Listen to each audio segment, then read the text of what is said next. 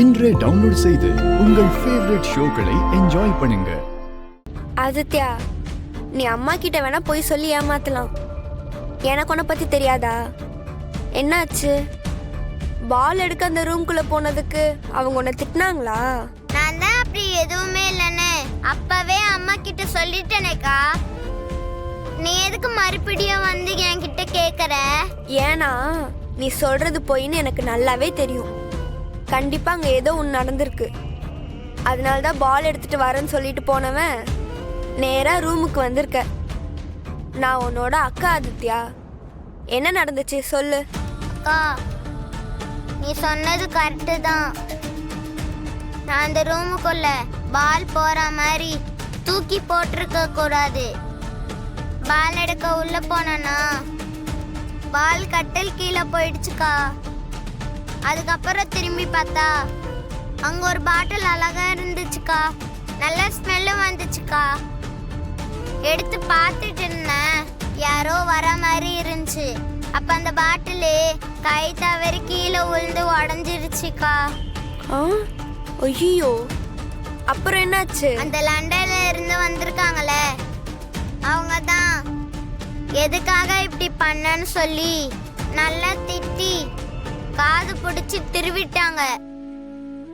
எனக்கு ரொம்ப வலிச்சிச்சுக்கா. ஐயோ, என்ன ஆதித்யா சொல்ற? இவ்ளோ நடந்திருக்கு, நீ ஏன் அம்மா கிட்ட சொல்லல? அம்மா கிட்ட சொன்னா அந்த ரூம்குள்ள போய் பாட்டில் எடுத்து உடைச்சதுக்கு ஃபர்ஸ்ட் என்னதான் திட்டுவாங்க. ஆனாலும் அம்மா கிட்ட சொல்லணும் தான் நினைச்சேன். நீ இப்போ சொல்லாட்டியும் நான் இந்த விஷயத்த அம்மா கிட்ட சொல்ல தான் போறேன். ஐயோ அக்கா, வேணாக்கா. இந்த விஷயத்த அம்மா கிட்ட சொன்னா அம்மாக்கு தான் பிரச்சனை. டேய், இதனால அம்மாக்கு என்ன பிரச்சனை வரும்? வரும்க்கா. அவங்க என்ன சொன்னாங்கன்னு தெரியுமா? நீ தாராளமா உங்க அம்மா கிட்டயும் ஆதி கிட்டயும் போய் சொல்லிக்கோ. ஆனா நீ சொன்ன அடுத்த நிமிஷமே நான் உங்க அம்மாவை தூக்கிட்டு போய் கைய கால கட்டி நடுக்கடல்ல தூக்கி போட்டுட்டு வந்துருவேன்.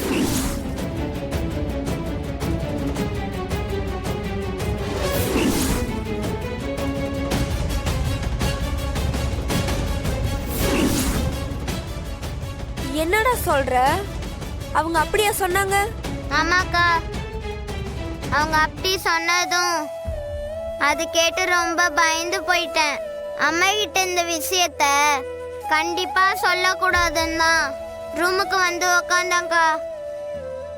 அம்மா கிட்ட நீயும் சொல்லிடாதக்கா, ப்ளீஸ்க்கா. அப்புறம் நம்ம 2 பேத்துக்கும் அம்மா இருக்க மாட்டாங்க. சரிடா ஆதித்யா, நானும் அம்மா கிட்ட எதுவும் சொல்ல மாட்டேன். அவங்க ரொம்ப பேடா இருக்காங்கக்கா. இனிமேல அவங்க இருக்க பக்கமே போக கூடாது. நீ சொல்றது கரெக்டு தான்டா. அவங்க இப்படிலாம் பேசுறாங்கன்னா அவங்க கண்டிப்பா ரொம்ப தப்பா தான் இருக்காங்க. சரி சரி, நீ கண்ணெல்லாம் தொடச்சுக்கோ, அம்மா வந்துருவாங்க. சீக்கிரமா ஹோம்ஒர்க் முடிச்சிடலாம். சரிக்கா.